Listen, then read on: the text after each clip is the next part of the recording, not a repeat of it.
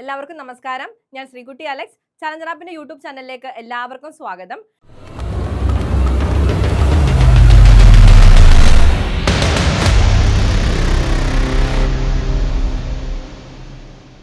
ഞാനിന്ന് വളരെ പ്രധാനപ്പെട്ട ഒരു കാര്യം ഷെയർ ചെയ്യാനായിട്ടാണ് വന്നിരിക്കുന്നത്.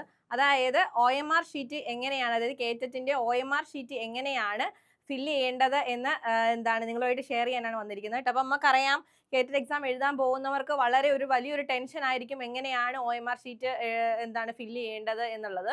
അത് മാത്രമല്ല, നമ്മൾ ആ ടെൻഷന്റെ ഇടയ്ക്ക് നമ്മൾ എന്ത് ചെയ്യുക, കുറേ അധികം തെറ്റുകൾ വരുത്താനായിട്ട് സാധ്യതയുണ്ട്. അപ്പം ആ ഒരു ടെൻഷനുകളെല്ലാം മാറ്റി വെച്ചുകൊണ്ട് നമ്മൾ എന്ത് ചെയ്യുക, വളരെ കൂളായിട്ട് നിന്നുകൊണ്ട് എന്ത് വേണം, നമ്മൾ OMR ഷീറ്റ് ഫില്ല് ചെയ്യാനായിട്ട്. കാരണം നമ്മൾ നല്ല രീതിയിലാണ് നമ്മൾ എക്സാം അറ്റൻഡ് ചെയ്തതെങ്കിൽ പോലും എന്ത് ചെയ്യുക, ഈ OMRൽ എന്തെങ്കിലും തെറ്റ് വരുത്തി കഴിഞ്ഞാൽ എന്ത് ചെയ്യുക, നമ്മുടെ ആ ഒരു എക്സാമിനെ തന്നെ അത് ബാധിക്കും. നമ്മുടെ ആ ഒരു എക്സാം ഇൻവാലിഡ് ആകാനായിട്ടുള്ള സാധ്യതയുണ്ട്.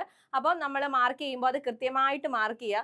ശ്രദ്ധിക്കുക, ഇത് കേറ്ററ്റ് 1ന്റെ ഒരു OMR ഷീറ്റ് ആണ് കേട്ടോ. നമുക്കറിയാം, ഇത്രയും ഭാഗം നമ്മുടെ ഒരു ബേസിക് ആയിട്ടുള്ള കാര്യങ്ങളാണ്. അതായത് എല്ലാ കേറ്ററ്റ് 1 ആണെങ്കിലും 2 ആണെങ്കിലും 3 ആണെങ്കിലും ഈ ഒരു കാര്യങ്ങൾ എല്ലാം സെയിം ആണ്. ബാക്കി നമ്മൾ സബ്ജക്റ്റിലേക്ക് വരുമ്പോഴായിരിക്കും നമുക്ക് വ്യത്യാസം വരുന്നത്. അപ്പൊ ശ്രദ്ധിക്കുക, ആദ്യം തന്നെ നെയിം ഓഫ് ദി കാൻഡിഡേറ്റ് നമ്മൾ കൃത്യമായിട്ട് എന്ത് ചെയ്യുക, ആ തെറ്റ് വരുത്താതെ നമ്മുടെ പേരുകൾ, ആ പേര് ഇവിടെ കൊടുക്കുക കേട്ടോ. ഓരോ ബ്ലോക്കിലും നമ്മുടെ പേരുകൾ കൊടുക്കുക. ഇപ്പം ഈവൻ നമുക്ക് ഇനിഷ്യലി വരുവാണ്, ഇപ്പൊ സ്പേസ് ഉണ്ട് എന്നുണ്ടെങ്കിൽ ഒരു ബ്ലോക്ക് വിട്ടിട്ട് നമുക്ക് എഴുതാം, അത് പ്രശ്നമൊന്നുമില്ല. ഇനിയും കൃത്യമായിട്ട് തന്നെ എന്ത് ചെയ്യുക, പേര് എഴുതുക. അഥവാ ഇനി എന്തെങ്കിലും തരത്തിലുള്ള തെറ്റുകൾ വന്നു കഴിഞ്ഞാൽ അതിനെ കൂടുതൽ വൃത്തികേടാക്കാതിരിക്കുക. മാക്സിമം എന്ത് ചെയ്യുക, നമ്മുടെ ഇൻവിജിലേറ്ററുമായിട്ട് ഷെയർ ചെയ്യുക കേട്ടോ. പെട്ടെന്ന് തന്നെ അവരോട് കാര്യം അവതരിപ്പിക്കുക, എന്നിട്ട് കൂടുതൽ അത് വൃത്തികേടാക്കാതിരിക്കുക. ഇനി നോക്കുക, അടുത്തത് രണ്ടാമത് വരുമ്പോഴത്തേന് ഇപ്പം നമ്മൾ കൊടുത്തു, ഇപ്പം ഇങ്ങനെ കൃത്യമായിട്ട് കൊടുക്കുക കേട്ടോ. ഇങ്ങനെ നമ്മൾ നെയിം ഓഫ് ദി കാൻഡിഡേറ്റ്, ഇപ്പം ശ്രീകുട്ടി സുനിൽ, ഇങ്ങനെ നമ്മൾ കൃത്യമായിട്ട് കൊടുക്കുക. ഇനി നമ്മൾ റോൾ നമ്പറിലേക്ക് വരുമ്പോഴത്തേക്കിനും റോൾ നമ്പർ നമ്മൾ പ്രത്യേകം ശ്രദ്ധിക്കേണ്ടത് എന്താണ്, നമ്മുടെ ഹോൾ ടിക്കറ്റിൽ കാണും റോൾ നമ്പർ. അത് കൃത്യമായിട്ട് എന്ത് ചെയ്യുക, തെറ്റുകൂടാതെ ഫില്ല് ചെയ്യുക. ഇപ്പം 2, 4, 6, 8, 9, 9 ഇതായിരിക്കാം എൻ്റെ റോൾ നമ്പർ എന്ന് കരുതുക. അതിനുശേഷം എന്ത് ചെയ്യുക, 2 കൃത്യമായിട്ട് നമ്മൾ ഇവിടെ മാർക്ക് ചെയ്യുക. കൃത്യമായിട്ട് നമ്മൾ പുറത്തൊന്നും പോകാതെ ഉള്ളിൽ തന്നെ എന്ത് ചെയ്യുക, കൃത്യമായിട്ട് നമ്മൾ ടെൻഷൻ ഒന്നും കൂടാതെ OMR ഷീറ്റ് ഫില്ല് ചെയ്യുക കേട്ടോ. നമ്മൾ ആ ഒരു വെപ്രാളത്തിൻ്റെ ഇടയ്ക്ക് എന്ത് ചെയ്യുക, ഒരുപാട് തെറ്റുകൾ വരുത്താനുള്ള സാധ്യതയുണ്ട്. അപ്പം നമ്മൾ കൂളായിട്ട് ഇരുന്നുകൊണ്ട് തന്നെ എന്ത് ചെയ്യുക, നമ്മുടെ OMR ഫില്ല് ചെയ്യുക. അപ്പം നമ്മൾ കൃത്യമായിട്ട് എന്ത് ചെയ്യുക, OMR ഫില്ല് ചെയ്യുക. ഇനി അടുത്തത് ബുക്ക്ലെറ്റ് നമ്പർ ആണ്. ഈ ബുക്ക്ലെറ്റ് നമ്പർ എന്ന് പറയുന്നത് എന്താണ്, നമ്മുടെ ക്വസ്റ്റ്യൻ പേപ്പർ കിട്ടിയതിന് ശേഷമാണ് നമ്മൾ എന്ത് ചെയ്യുക, ഇത് നമ്മൾ ഫില്ല് ചെയ്യുക. കാരണം നമ്മുടെ ക്വസ്റ്റ്യൻ പേപ്പറിൽ ഇങ്ങനെ ഒരു നമ്പർ കാണും, ഒരു ബുക്ക്ലെറ്റ് നമ്പർ കാണും. അത് നമ്മൾ കൃത്യമായിട്ട് ഫില്ല് ചെയ്യുക കേട്ടോ. അത് നമ്മൾ കൃത്യമായിട്ട് ആ ഒരു നമ്പറിനനുസരിച്ച് നമ്മൾ നേരത്തെ പറഞ്ഞതുപോലെ തന്നെ OMRനകത്ത് മീൻസ് നമ്മുടെ നമ്പേഴ്സിനകത്ത് കൃത്യമായിട്ട് പുറത്തൊന്നും പോകാതെ കൃത്യമായിട്ട് ഫില്ല് ചെയ്യാനായിട്ട് ശ്രമിക്കുക. ഇനി അടുത്തത് സെറ്റ്. ഈ സെറ്റ് വളരെ ഇമ്പോർട്ടൻ്റ് ആണ്. ഇപ്പം നമുക്ക് A set, B set, C set, D set, അങ്ങനെ ABCD സെറ്റ് ആണ് നമുക്ക് വരുന്നത് അല്ലേ. അപ്പം നമ്മൾ എന്ത് ചെയ്യുക, ഏത് സെറ്റാണ് വരുന്നത്, ഇപ്പം എനിക്ക് C ആണ് സെറ്റ് വരുന്നതെങ്കിൽ ഞാൻ ഇവിടെ C എന്ന് എഴുതുന്നു. ഇവിടെ C എന്ന് എഴുതുന്നു. C എന്ന് എഴുതി നമ്മൾ പിന്നെ അത് കറുപ്പിക്കാതെ അങ്ങ് പോകും, അത് നമ്മൾ മാർക്ക് ചെയ്യാതെ അങ്ങ് പോകും. പക്ഷെ എന്താണ്, അപ്പം നമ്മുടെ ക്വസ്റ്റ്യൻ പേപ്പർ എന്താവും, ഇൻവാലിഡ് ആവും.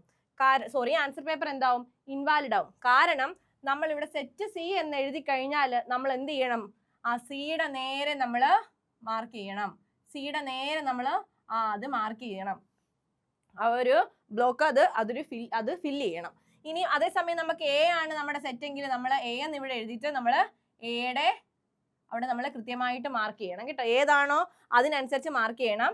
നമുക്കറിയാം, ഒരു ലെറ്റർ തന്നെ, ഒരു ഇതിൽ തന്നെ ഇപ്പം ഇവിടെ നമ്മൾ അറിയാതെ നമ്മൾ A എന്ന് മാർക്ക് ചെയ്തു. ഇപ്പം നമ്മുടെ C ആണ്, നമ്മൾ A എന്ന് മാർക്ക് ചെയ്തു. എന്നിട്ട് നമ്മൾ എന്ത് ചെയ്തു, വീണ്ടും നമ്മുടെ C ആണെന്നെങ്കിൽ സിയിൽ പോയി മാർക്ക് ചെയ്ത് വീണ്ടും നമ്മുടെ എന്താവും, ആൻസർ പേപ്പർ ഇൻവാലിഡ് ആവും. അതുകൊണ്ട് തന്നെ കൃത്യമായിട്ട് ശ്രദ്ധയോടുകൂടി നമ്മുടെ ക്വസ്റ്റ്യൻ OMR ഷീറ്റ് ഫില്ല് ചെയ്യുക കേട്ടോ. അപ്പം ഇതാണ് ബേസിക് ആയിട്ടുള്ള കാര്യങ്ങൾ. നമ്മുടെ ഇൻവിജിലേറ്റർ ഓഫ് കോഴ്സ് നമ്മുടെ OMR ഷീറ്റ് സൈൻ ചെയ്യും. നമ്മളും കൃത്യമായിട്ട് ഇവിടെ സൈൻ ചെയ്യുക കേട്ടോ. അതുപോലെ തന്നെ നമ്മുടെ ക്വസ്റ്റ്യൻ പേപ്പറിലും സൈൻ ചെയ്യിക്കാനായിട്ട് മറക്കരുത്. ആരുടെ, ഇൻവിജിലേറ്ററിന്റെ സൈന് ആ ക്വസ്റ്റ്യൻ പേപ്പറിലും ചെയ്യിക്കാനായിട്ട് മറക്കരുത് കേട്ടോ. ഇനി നമ്മൾ പാർട്ടിലേക്ക് വന്നു, അതായത് നമ്മുടെ സബ്ജക്റ്റിലേക്ക് വന്നു കഴിഞ്ഞാൽ ഇവിടെ ശ്രദ്ധിക്കുക, സൈക്കോളജി നമുക്കറിയാം, സൈക്കോളജി 30 മാർക്കിനാണ്. എന്താണ് മാത്തമാറ്റിക്സ് എൻവയോൺമെന്റ് ഒക്കെ 30 മാർക്കിനാണ്. അതുപോലെ തന്നെ എന്താണ് ലാംഗ്വേജസും എങ്ങനെയാണ് പാർട്ട് 1ഉം പാർട്ട് 2ഉം പാർട്ട് 3ഉം ഒക്കെ എന്താണ് 30 മാർക്കിനാണ്. അപ്പൊ എന്ത് ചെയ്യുക, നമ്മൾ കൃത്യമായിട്ടുള്ള നമ്പറിന്, അതായത് ക്വസ്റ്റ്യൻ അനുസരിച്ചുള്ള നമ്പറിന് കൃത്യമായിട്ട് തന്നെ എന്ത് ചെയ്യുക, മാർക്ക് ചെയ്യാനായിട്ട് ശ്രമിക്കുക. അല്ലെങ്കിൽ എന്ത് ചെയ്യാം, ഇപ്പൊ നമുക്കറിയാവുന്ന ചോദ്യമാണ്, നമ്മൾ ഓരോ കുത്തിട്ട് വെച്ചിട്ട് പോകും. നമ്മൾ ലാസ്റ്റ് എല്ലാം കൂടെ ഒന്നിച്ച് മാർക്ക് ചെയ്യാമെന്ന് കരുതി നമ്മൾ ചിലപ്പോൾ ഓരോ കുത്തിട്ട് പോകാനുള്ള സാധ്യതയുണ്ട്. ആ സമയത്തേക്ക് വരുമ്പോൾ നമ്മുടെ ആ ഒരു ടെൻഷൻ കാരണം എന്ത് ചെയ്യുക, നമ്മൾക്ക് ഇത് കറുപ്പിക്കാനുള്ള സമയം കിട്ടുന്നില്ല, ഇത് മാർക്ക് ചെയ്യാനുള്ള സമയം, ഇത് ഫില്ല് ചെയ്യാനുള്ള സമയം നമുക്ക് കിട്ടത്തില്ല. അതുകൊണ്ട് തന്നെ എന്ത് ചെയ്യുക, ഓരോ ചോദ്യത്തിനനുസരിച്ച് എന്ത് ചെയ്യുക, നമുക്ക് അറിയാവുന്ന ഉത്തരങ്ങളാണെങ്കിൽ അത് അപ്പോൾ തന്നെ എന്ത് ചെയ്യുക, ഫില്ല് ചെയ്ത് പോകാം. അതുപോലെ തന്നെ പാർട്ട് 2ലേക്കും പാർട്ട് 3ലേക്കും വരുമ്പോഴത്തേനും ഇപ്പൊ നമ്മൾ ഏത് സബ്ജക്റ്റ് ആണോ, ഏത് ലാംഗ്വേജ് ആണോ നമ്മൾ ഓപ്റ്റ് ചെയ്തേക്കുന്നത്, അതിന് നേരെ മാർക്ക് ചെയ്യാനായിട്ട് മറക്കരുത്. ഇത് വളരെ ശ്രദ്ധിച്ച് ചെയ്യേണ്ട കാര്യമാണ്. കാരണം നമ്മൾ വിട്ടുപോകരുത്, ടെൻഷൻ അടയ്ക്ക് നമ്മൾ വിട്ടുപോകാനുള്ള സാധ്യതയുണ്ട്. അതായത് ഇപ്പം ഞാൻ എൻ്റെ ക്വസ്റ്റ്യൻ പേപ്പർ, അതായത് എൻ്റെ എക്സാമിന് ഞാൻ ലാംഗ്വേജ് 1 ആണ് പാർട്ട് 2ൽ കൊടുത്തിരിക്കുന്നതെങ്കിൽ എന്ത് ചെയ്യുക, നമ്മൾ ലാംഗ്വേജ് ആയിട്ട് എന്താ പാർട്ട് 2 മലയാളമാണല്ലേ കൊടുക്കുന്നത്.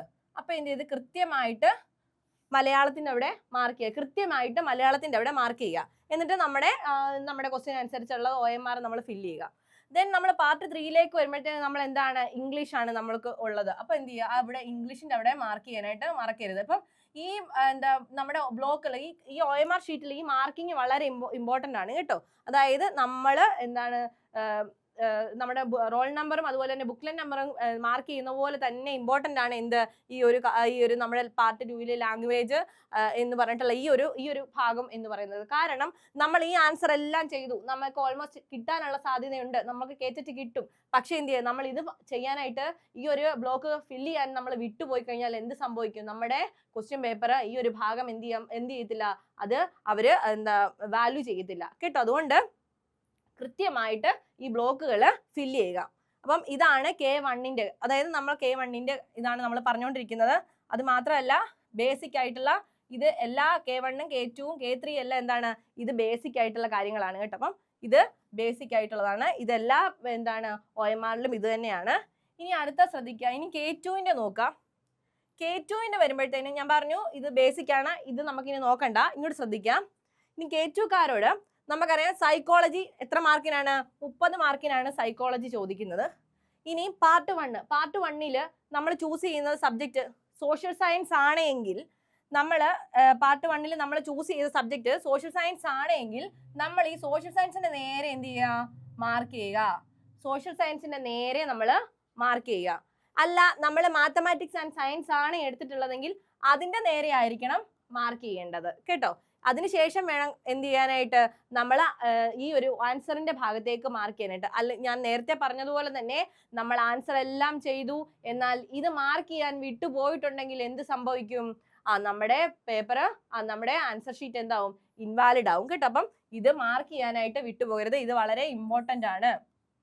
ഇനി നോക്കുക, നമ്മൾ പാർട്ട് 2ൽ മലയാളം എടുത്തിട്ടുള്ളവരാണെങ്കിൽ എന്ത് ചെയ്യുക, ലാംഗ്വേജ് മലയാളമാണ് എടുത്തിട്ടുള്ളതെങ്കിൽ നമ്മൾ മലയാളത്തിൻ്റെ നേരെ മാർക്ക് ചെയ്യുക. അല്ല ഇംഗ്ലീഷ് ആണ് എടുത്തിട്ടുള്ളതെങ്കിൽ എന്ത് ചെയ്യുക, ഇംഗ്ലീഷിൻ്റെ നേരെ മാർക്ക് ചെയ്യുക. അതിനുശേഷമായിരിക്കണം എന്ത് ചെയ്യേണ്ടത്, ആൻസർ കൃത്യമായിട്ട് മാർക്ക് ചെയ്ത് പോവേണ്ടത് കേട്ടോ. അപ്പം ഈ ഒരു ഭാഗം വളരെ ഇമ്പോർട്ടൻ്റ് ആണ് കേട്ടോ. അതുപോലെ തന്നെ പാർട്ട് 3ലേക്ക് വരുമ്പോൾ നമുക്കറിയാം കേറ്ററ്റിന് എന്താണ്, ഒരു സൈഡിൽ ഒരു പാർട്ട് ലാംഗ്വേജ് 1 ഇംഗ്ലീഷ് എടുത്താൽ ലാംഗ്വേജ് 2 മലയാളം എടുത്തിരിക്കണം. അല്ലെങ്കിൽ ലാംഗ്വേജ് 2 ഇംഗ്ലീഷ് ആണ് മലയാളമാണ് എടുക്കുന്നതെങ്കിൽ എന്ത് ചെയ്യുന്നു, ഇവിടെ വരുമ്പോഴത്തേനും മറ്റ് സബ്ജക്ട്, അതായത് ഇംഗ്ലീഷോ മലയാളം കൃത്യമായിട്ടുള്ള ഒരു പാറ്റേൺ ഉണ്ടല്ലേ. ഇവിടെ മലയാളമാണെങ്കിൽ ഇവിടെ ഇംഗ്ലീഷ് ആയിരിക്കണം, ഇവിടെ ഇംഗ്ലീഷ് ആണെങ്കിൽ ഇവിടെ മലയാളം ആയിരിക്കണം, അങ്ങനെയാണ് എടുക്കേണ്ടത് അല്ലേ. അപ്പം ഇപ്പം നമ്മൾ ഇവിടെ മലയാളമാണോ ലാംഗ്വേജ് 1ന്റെ ഇവിടെ മലയാളമാണ് എടുത്തതെങ്കിൽ നമ്മൾ ലാംഗ്വേജ് 2ന്റെ അവിടെ ഇംഗ്ലീഷ് ആയിരിക്കും എടുത്തിട്ടുള്ളത്. അപ്പൊ അത് ഇംഗ്ലീഷിന്റെ അവിടെ മാർക്ക് ചെയ്ത ഏത് സബ്ജക്റ്റ് ആണോ അത് മാർക്ക് ചെയ്യുക. അതിനുശേഷം വേണം നമ്മൾ ആൻസർ അനുസരിച്ചുള്ളത് മാർക്ക് ചെയ്ത് പോകാനായിട്ട്. അപ്പം ഈ ഒരു മാർക്കിങ് വളരെ ഈ ഒരു ഫില്ല് ചെയ്യുക എന്നുള്ളത് വളരെ ഇമ്പോർട്ടൻ്റ് ആണ് കേട്ടോ. ഇനി നോക്കുക, ഇനി നമ്മൾ K3യുടെ എന്താണ് OMRലേക്ക് വരുമ്പോൾ ശ്രദ്ധിക്കുക ബേസിക് കാര്യങ്ങൾ. അതിനുശേഷം എന്ത് ചെയ്യുക, സൈക്കോളജി 40 മാർക്കിനാണ് നമുക്ക് എന്താണ് പാർട്ട് 1 ചോദിക്കുന്നത്. പാർട്ട് 2ൽ നമ്മൾ ഏത് സബ്ജക്റ്റ് ആണോ എടുത്തിരിക്കുന്നത് അത് ചൂസ് ചെയ്യുക. ഇപ്പം ഞാൻ മലയാളമാണ് എടുത്തിരിക്കുന്നത്, ഈ മലയാളത്തിൻ്റെ അവിടെ മാർക്ക് ചെയ്യുക, നല്ല വൃത്തിക്ക് മാർക്ക് ചെയ്യുക കേട്ടോ. ഇതിലായതുകൊണ്ടാണ് നമുക്ക് വൃത്തിക്ക് മാർക്ക് ചെയ്യാൻ സാധിക്കാത്തത്. നല്ല നല്ല നീറ്റായിട്ട് മാർക്ക് ചെയ്യുക. അതിനുശേഷം എന്ത് ചെയ്യുക, ക്വസ്റ്റ്യൻ ആൻസർ ചെയ്യുക കേട്ടോ. അത് ഏതാണ്, ഇപ്പൊ 41ന്റെ ആൻസർ ബി ആണെങ്കിൽ ബിയുടെ അവിടെ കൃത്യമായിട്ട് മാർക്ക് ചെയ്ത് ആൻസർ കൃത്യമായിട്ട് മാർക്ക് ചെയ്ത് പോവുക. അതാണ് പാർട്ട് 2ന്റെ അവിടെ നമുക്ക് വരുന്നത്. ഇനി നമ്മൾ പാർട്ട് 3യുടെ അവിടെ വരുമ്പോഴാണ് നമ്മുടെ സബ്ജക്റ്റുകൾ വരുന്നത്. നമ്മുടെ സബ്ജക്ട് ഏത് സബ്ജക്റ്റ് ആണോ ചൂസ് ചെയ്തിരിക്കുന്നത് ആ സബ്ജക്റ്റിന്. ഇപ്പൊ ഞാൻ ചൂസ് ചെയ്തിരിക്കുന്നത് സോഷ്യൽ സയൻസ് ആണ്, എന്റെ സബ്ജക്ട് സോഷ്യൽ സയൻസ് ആണ്. അപ്പൊ ഞാൻ എന്ത് ചെയ്യുന്നു, സോഷ്യൽ സയൻസിന്റെ അവിടെ കൃത്യമായിട്ട് എന്ത് ചെയ്യുന്നു, മാർക്ക് ചെയ്യുന്നു. സോഷ്യൽ സയൻസിന്റെ അവിടെ കൃത്യമായിട്ട് ഞാൻ മാർക്ക് ചെയ്യുന്നു. മാർക്കിങ് വളരെ ഇമ്പോർട്ടന്റ് ആണ് കേട്ടോ. നമ്മൾ ലാസ്റ്റ് മാർക്ക് ചെയ്യാന്ന് പറഞ്ഞ് വിട്ടുകളയരുത്, നമ്മൾ കൃത്യമായിട്ട് മാർക്ക് ചെയ്ത് പോകണം. സോഷ്യൽ സയൻസിൽ എത്ര ക്വസ്റ്റ്യൻസ് ആണുള്ളത്? 60 ക്വസ്റ്റ്യൻസ് ആണുള്ളത് കേട്ടോ. അപ്പൊ നമ്മൾ സോഷ്യൽ സയൻസിന്റെ അവിടെ മാർക്ക് ചെയ്യുന്നു, കൃത്യമായിട്ട് മാർക്ക് ചെയ്യുന്നു, എന്നിട്ട് നമ്മൾ ആൻസർ ചെയ്തു പോകുന്നു. അതേസമയം ഞാൻ മലയാളമാണ് എടുത്തിട്ടുള്ളത്, എന്റെ സബ്ജക്ട് മലയാളമാണെങ്കിൽ മലയാളത്തിൽ മാർക്ക് ചെയ്യുന്നു. ഇതിന് ശേഷം ആ ക്വസ്റ്റ്യൻസ് ആൻസർ ചെയ്തു പോകുന്നു, അങ്ങനെ കേട്ടോ. അപ്പം എന്ത് ചെയ്യുക, കൃത്യമായിട്ട് എന്ത് ചെയ്യുക, നമ്മൾ OMR ഷീറ്റ് ഫില്ല് ചെയ്ത് പോകുക. അതുപോലെ തന്നെ നമുക്കറിയാമല്ലോ, ഇലക്ട്രോണിക് ഉപകരണങ്ങളൊന്നും കൊണ്ടുപോകാൻ പാടില്ല. അതുപോലെ തന്നെ സാധാ വാച്ച് പോലും എന്ത് ചെയ്യാൻ സാധിക്കത്തില്ല, കയറ്റാൻ സാധിക്കത്തില്ല, എക്സാം ഹോളിൽ കയറ്റാൻ സാധിക്കത്തില്ല. ഇതെല്ലാം കൃത്യമായിട്ട് നോക്കി പോവുക കേട്ടോ. അപ്പം ഇത്രയാണ് നമ്മൾ കേറ്റിട്ട് OMR ഷീറ്റ് ഫില്ല് ചെയ്യുന്നതുമായിട്ട് ബേസ് ചെയ്തിട്ടുള്ള കാര്യങ്ങൾ. അപ്പം എല്ലാവർക്കും നല്ല രീതിയിൽ എല്ലാവർക്കും കേറ്റിട്ട് എക്സാം എഴുതാൻ സാധിക്കട്ടെ എന്ന് ആശംസിച്ചുകൊണ്ട് നിർത്തുന്നു. നന്ദി, നമസ്കാരം.